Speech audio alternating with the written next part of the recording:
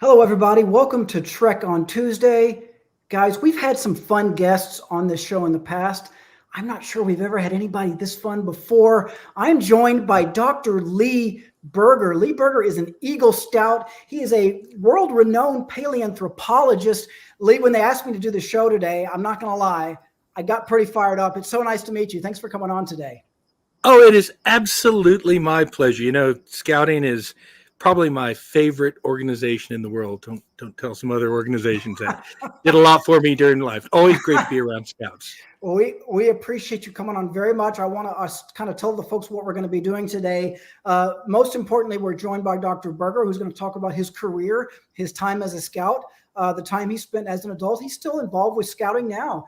And also, we're going to talk about his time spent with National Geographic. And there's a little document that they produce every year called the National Geographic Almanac 2025. Guys, we have 5 copies of the National Geographic Kids Almanac 2025 to give away today. All you have to do to get a copy of the almanac is comment. Just say hi. Maybe you could tag a friend. If you have a question for Dr. Berger, as his friends call him, you can leave a question in the comments. Now, Dr. Berger, first of all, where are you today? Where are you coming from right now?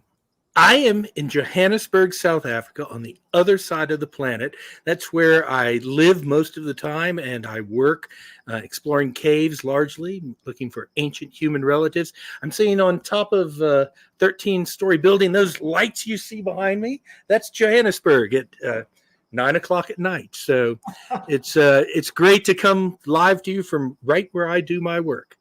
Yeah, that is awesome. Not often do we have a live guest coming to us from the other side of the world. What time is it over there? 9 p.m. in the evening. Okay, so you're not up too much past your bedtime.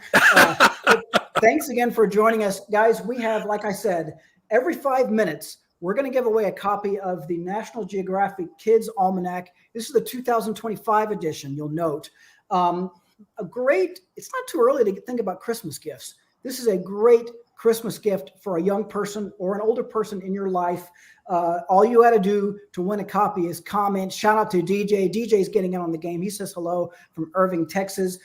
Lee, as we get started here, I would love to first of all hear about your time as a youth. You weren't born a world famous paleoanthropologist. Tell us about your youth and maybe your time in scouting a little bit.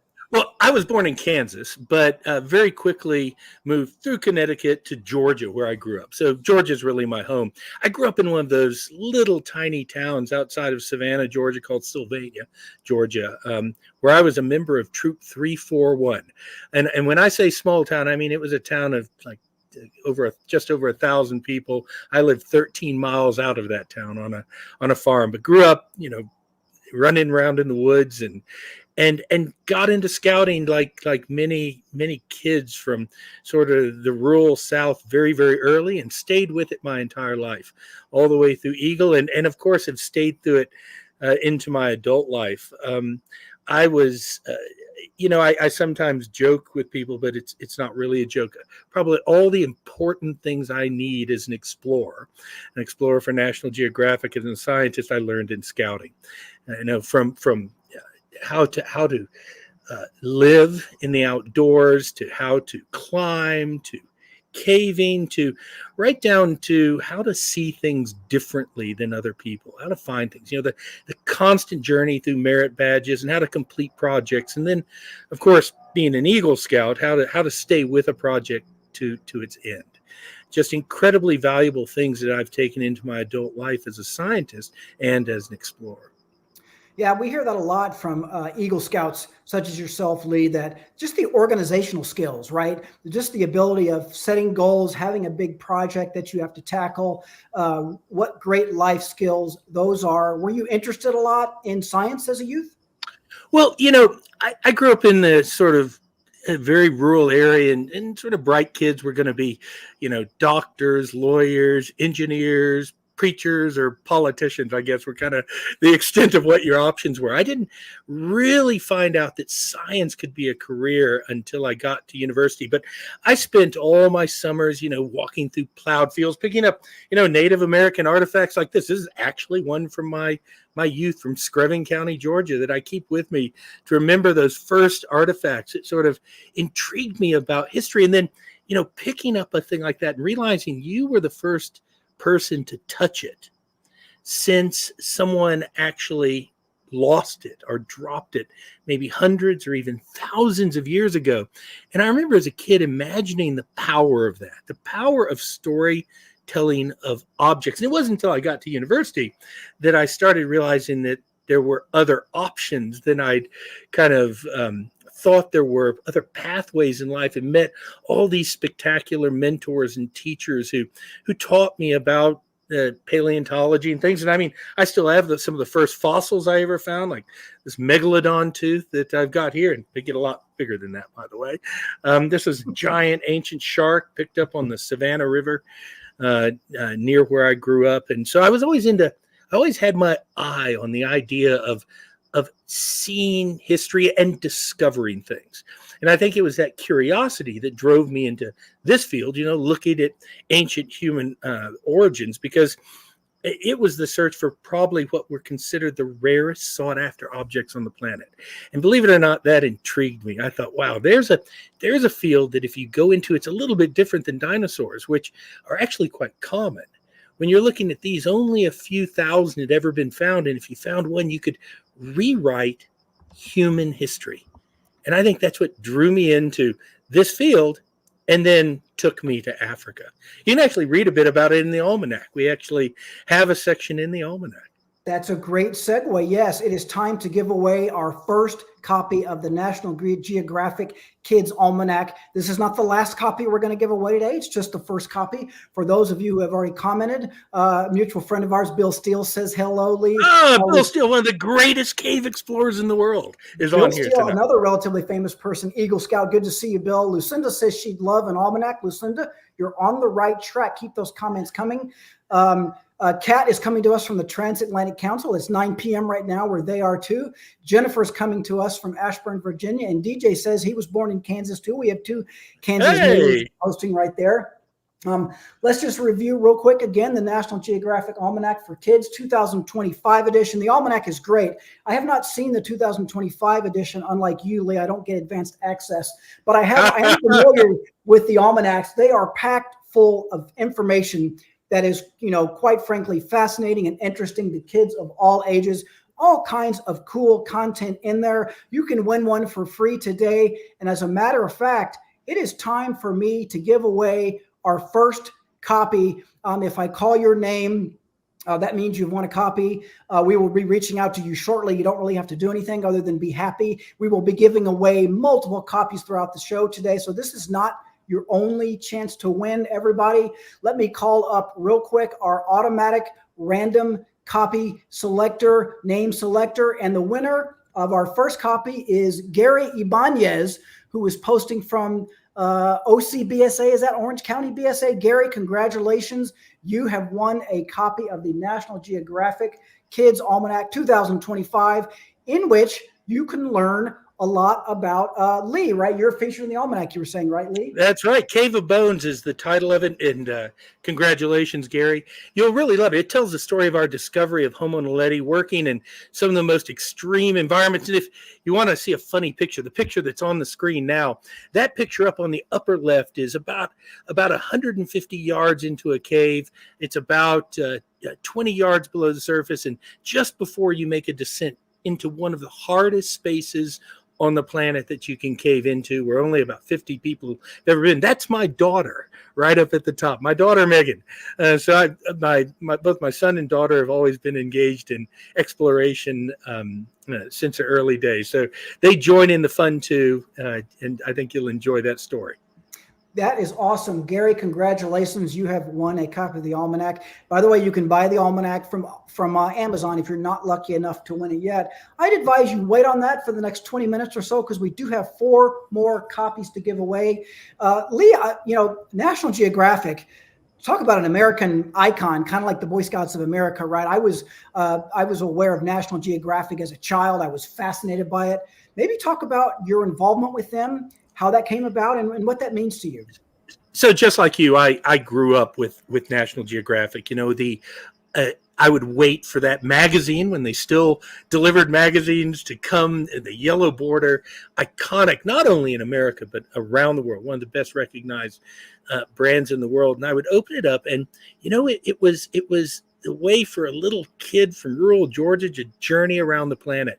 And I was inspired by those explorers, Jacques Cousteau, Bob Ballard, who discovered the Titanic, and the stories of different cultures and people. The Leakeys was my first introduction to this field. And it gave an authentic voice to science and exploration and discovery. Was inspiring and still is inspiring today. And I never dreamed that I would either be on the pages of National Geographic or actually be an explorer for National Geographic. That came about as I was a young scientist, my first experience with them. I made a discovery. It made sort of news in parts of the world, and all of a sudden I got a phone call. And on the other end was an editor for National Geographic, said, "We're going to cover your discovery in the pages of National Geographic." That was 1992. And since then, my relationship became closer and closer. First as a grantee. Funny story, when they sent me a check in the mail here in Africa for my first expedition grant back in 1993, 94, to look at some footprints down in Saldanha Bay, I accidentally washed the check in my pants and had to write back to get a new one. And it took like 2 months. I had to delay an entire expedition for that. But obviously, my discoveries continued, my relationship continued, and now I am an explorer in residence with the yellow border. Yeah, that is awesome. I think a lot of young folks these days, they think of National Geographic as a TV station with TV shows, and it is that. And I love National Geographic specials, still do, but it's also worth noting that they sponsor expeditions that otherwise wouldn't get done. I mean, what an invaluable service. One of the great supporters of exploration, science, and discovery on the planet today, and certainly if any of the young scouts out there have ideas about exploration, one day apply to National Geographic. One of the things about them that I have always appreciated is that they will fund blue sky expeditions. When things that other people say can't be done, they're there to fund them. Speaking of young people getting involved in exploring, we're going to talk in just a second about the Exploration Merit Badge, which this guy over here played, a little bit of a role in creating. That's relatively recent in the realm of scouting merit badges. But I want now to say it is time for us to give away our second copy of the National Geographic Almanac. Again, all of you guys who are commenting. What's up, David, Joe, Rusty? Good to see all you guys. Appreciate all of your comments. All you have to do to enter to win is comment. Some of you folks are tagging a friend, which is a great way to comment. If you have a friend who you think would enjoy watching this video, please do that. Winner number 2 is, as I run through our extremely high-tech comment picking software, Lee, winner number 2 is Lucinda. Congratulations, Lucinda Downer. You have won a copy of the 2025 National Geographic Almanac for Kids. And actually, Lee, Linda has asked a question to you, if you don't mind answering. She asked, do you consider your job to be hard work? And what do you consider to be the most significant thing you found? So that's actually a harder question than you might answer the first part. It can be very dangerous work. It can be very exhausting work. We work in some of the most dangerous caves in the world, exploring for ancient human relatives. But I almost don't consider it work, because exploration is something I love. The thrill of discovery, the thrill of being the first human being, not only to see something, but to understand it and recognize it is something that makes this not really a job that you ever work a day in your life as. And I feel very privileged about that. Have I made important discoveries? Well, I never say I've made any discoveries. I'm part of a team. And it's a great team of scientists, explorers, technicians that all work together to make these discoveries. And yes, we have together made great discoveries. We've discovered 2 new species of ancient human relatives, one of them right here. This is Homo naledi, not the real thing. This is actually a cast of one. And the other, Australopithecus sediba. These existed about 250 to 300,000 years ago, and were a cultural species. That's actually what's talked about in the almanac, the discovery of this particular species. Very tiny brain, the size of a chimpanzee. And we don't know how or if they're related to us at all. The other was Australopithecus sediba 2 million years ago. And we've got some new discoveries coming up. So if people follow this field, follow us on social media, follow National Geographic, you'll see some of those new discoveries. We're making discoveries all the time. My teams are in the field every single day, and every single day brings something new. Definitely not a desk job, as you can see from where Lee is right now. He's in Africa right now, broadcasting where it's 9 p.m. his time for those of you who are just joining us. Shout out to Derek, Jennifer, David for joining in. We appreciate it. Exploration. Let's talk about the Exploration Merit Badge. That was the thing that didn't even exist up until, 10, 15 years ago. Lee, you and a couple of your colleagues were really major in making that happen. Can you tell us that story real quick?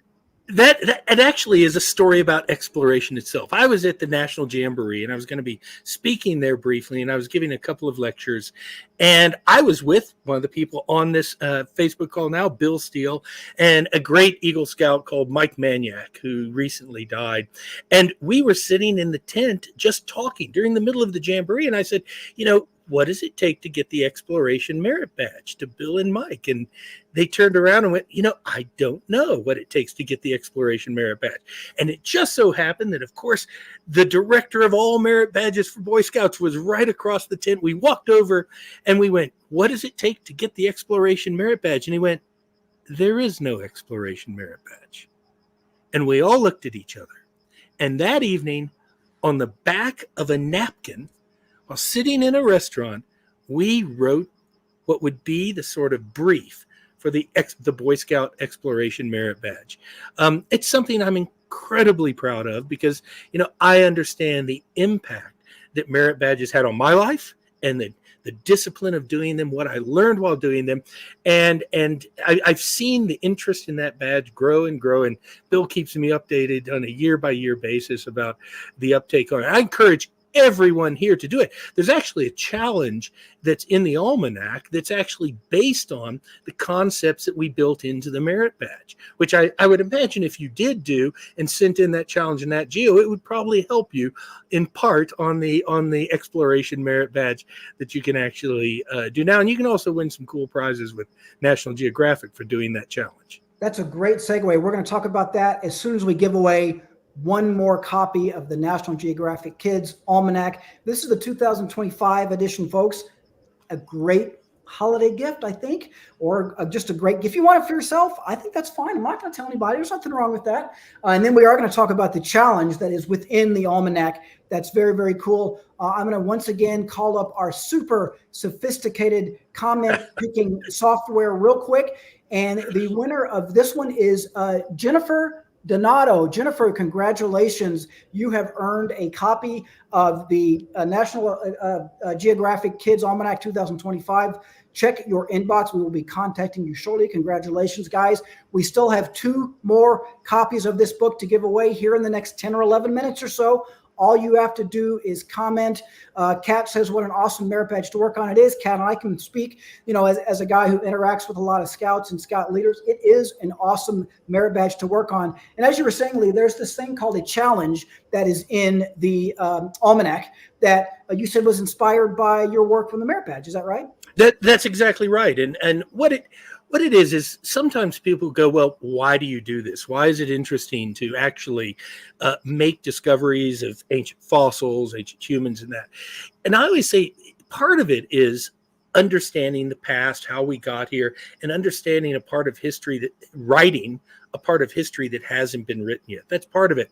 And that inspired me to start thinking about ways in which to relate that thrill of thinking about objects that will be known and seen thousands and thousands of years in the future, or millions of years in the future in some places, and how you could kind of think about what objects mean to you, would represent you if they were dug up by an archaeologist in the future. And so the challenge is really a simple version, although you have to read it to get all the details of how to enter correctly. But you must take pictures of objects that would represent your story to an archaeologist or a paleontologist that might discover a little bit of you left far off into the future, to make you think about yourself and how you represent yourself in things that aren't necessarily just you. Awesome. Awesome. We have a link, but I'm going to ask behind the scenes Brian to drop that link one more time up here where you can learn more about that. You can also learn more about it in the National Geographic Almanac 2025, of which, by the way, we have 2 more copies to give away here in the next 10 minutes or so. Lee, you mentioned something earlier real quick that I want to go back to. You mentioned that there's a picture of your daughter in this last almanac. Tell us about her a little bit. Is she an explorer, and what is it like working with her? So both of my children have been engaged in exploration.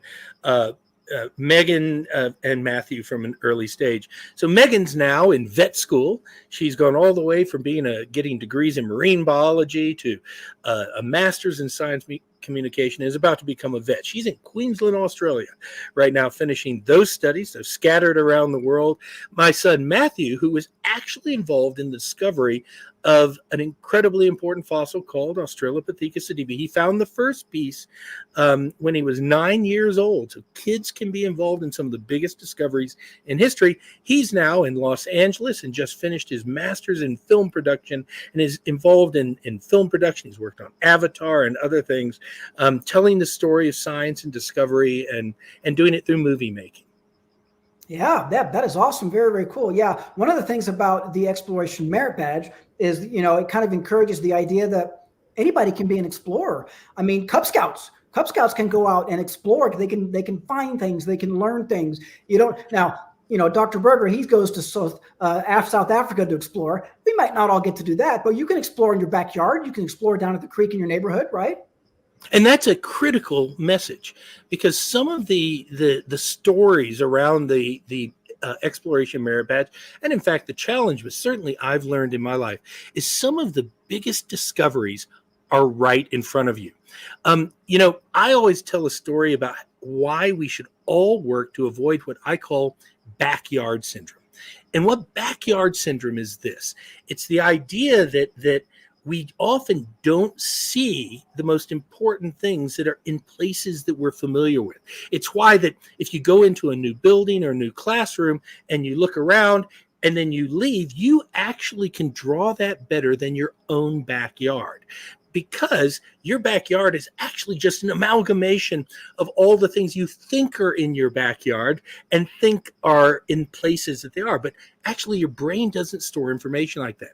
It stores new places better. So you have to train yourself, if you're going to be an explorer, to see things where other people don't think there are things to be discovered. And sometimes that's in your own backyard. I guarantee you that every single person watching this has something within 100 yards of where they are that has never been described by humanity before in all of history. It's your job to go out and find it and see it for the first time. It's amazing to think about that. It kind of boggles the mind, but I love that idea. By the way, another good place to explore things would be on a scout campout. By the way, that's something that scouts Absolutely get to do. Guys, we have 2 more copies of the book to give away. It's time for me to give one more away right now. This is our second to last penultimate copy we have to give away, and I'm glad to see this name come up in our comment picker, Lee, because DJ is always on here. DJ, good to see you again, and congratulations. You have won a copy of the National Geographic Kids Almanac 2025. We have somebody in the comments. Let's see. Sarah said their son discovered a 1999 almanac on the bookshelf. Yeah, I've done that too. I've poured through old almanacs, and they're still fascinating. But yeah, they do an updated one every single year, which is very, very cool. We're going to give away one more here in the next 6 minutes, everybody. All you have to do to have a chance to win is to comment. Lee, you're coming to us today from South Africa, I think, right? That's right, Johannesburg, South Africa. Johannesburg. Tell us a little about any other interesting places you traveled. What kind of sticks out in your mind? I know there's a lot of places. I've been to every continent on the planet, and I've been to almost every country on the planet. I think I'm only missing about 4 or 5 countries that I haven't been to, and some of them are pretty new countries. So, but I, as an explorer, that's one of the great privileges of crossing this planet. But even though I've been to every continent, I've been to almost every country on the planet, you know what my answer is to the most interesting and best place I've ever been? It's the next place I haven't been. That's what exploration is about. And I really mean that. I'm not being funny when I say that. I want to see the next thing I haven't seen before. And if I can give any advice to young people, live your life like that, no matter what you do. Not everyone can be an explorer. Not everyone is going to, crawl in caves and do these kind of things. But everybody can be an explorer within what they are interested in and what they find themselves in life. Live your life as an explorer and never, ever stop exploring. Yeah, and I love that mindset. You can take that mindset and apply it to just about anything. You don't have to travel all over the world. Again, you can be an explorer in a lab where you're trying new things and thinking outside of the box. Think about all the progress humans have made over the last several thousands and thousands of years, right? And it's that exploration mindset that has made all of that happen. It's so cool. And one of the main purposes of the National Geographic 2025 Kids Almanac is to kind of foster that kind of thinking, that kind of imagination, right? I've actually got the table of contents called up right here on my screen. And I want to point out, we've talked a lot about science today, and there is a lot of science. There's a chapter on exploration, but there's also information about photography. There's fun and games. There's information about different cultures throughout the world. There's information on rocks, which is really cool. There's information on history, right? Life in the past, things like that. Information on civil rights, women in history, wonders of nature. We've talked a little bit about that. Obviously, science and technology, biology, plants, human body, future technology. There's a lot of good stuff in the Almanac, Lee. It's almost as complete as the merit badge list. Yeah, exactly. It sounds a lot like a Boy Scout merit badge list, doesn't it? Scout. Exactly right. It is fascinating. A great gift for kids and adults like me of all ages. Just let me point out a couple of comments here. Derek says their son Ben is a microbiologist for the Veterans Administration. Very, very cool. Derek says he has a friend who just completed scuba diving on every continent in the world. That's very cool. There are some explorers. That's very cool. Derek says when he and his wife built a new house, when they were digging about the foundation, they found a very large rock. He kept it because he was fascinated by it. He thought it was cool. I think that's awesome. That is awesome. We do have one more copy of the book to give away, but before we do that, Lee, just a couple minutes left on our show today. Any final thoughts you'd like to share with our audience, about your career, about exploration that you could share? I think there's 2 things I'd like to kind of end with. One is, follow your dreams, do things you love, and learn about them constantly. And then I'll finish with the thing I end all my lectures with and what I said just a few minutes ago. Live an explorer life. Never stop exploring. Anything you do, everything you do, and try to see the world in ways that others don't, and you'll change the world forever. I love that. Never stop exploring. What good advice is that? And the entire purpose of the programs of Scouting America is hopefully to find something that a child connects with. Maybe it becomes a hobby, maybe it becomes a career, right? But something that they can sort of find. It gives them the opportunity to explore their future. I love that. I have run our super scientific comic picking software one final time, guys. And the winner is Sarah Christine Brumbaugh-Snell. Congratulations, Sarah. You have earned the 5th and final copy of the National Geographic Kids Almanac. Check your inbox for information on how we're going to get that to you. I want to remind everybody it is available on Amazon. To those of you who didn't win today, you can purchase it from Amazon. A great gift. If you just want to buy it for yourself, if you're a grown person who wants to buy it for yourself, there's nothing wrong with that. I'll tell you that right now. It is very, very cool. It's a cool thing to have. Dr. Berger, it's been an honor speaking with you today. Maybe I'll run into you at the Jamboree or something like that. Absolutely. Absolutely. I'll try and come through. Great to see you today, sir. We appreciate all you guys watching. We definitely appreciate our friends at National Geographic. We are proud to partner with them very much. It means a lot, everybody. Thank you, everybody. Dr. Berger, it's now 9:30 p.m. your time. You probably have an early morning ahead of you. We'll let you go to sleep. For the rest of you guys, enjoy the rest of your Tuesday. So long, everybody. Bye-bye, everyone. Bye.